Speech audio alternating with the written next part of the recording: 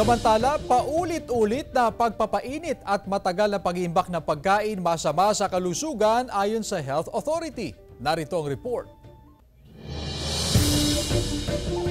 Meron pa bang natirang pagkain mula sa inyong handa noong medianoche? 1 kilong spaghetti lang, tapos siyempre talo lang kami, may natira nirip namin.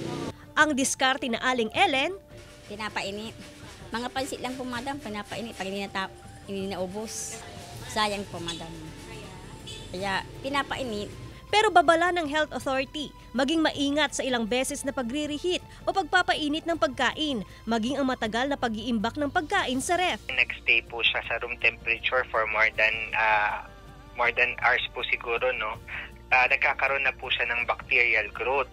Kaya ito po yung nagiging sanhi ng food poisoning. Delikado rin ang madalas na paglabas ng pagkain at muling pagbabalik nito sa refrigerator dahil mas lalo itong nakukontamina ng bakterya. Importante na amuyin at tignan ang itsura ng pagkain kung pwede pa ba itong ihain. Maaari kasing mabiktima ng food poisoning at acute watery diarrhea. Aminado ang Center for Health Development o CHD Region 1 na patuloy pa rin silang nakapagtatala ng ganitong kaso. Marami pong causes yan. Usually po sa kontaminadong tubig and sa kontaminadong pagkain. Kasama si Ron Alister Taniedo, Joan Punsoy, One North Central Luzon.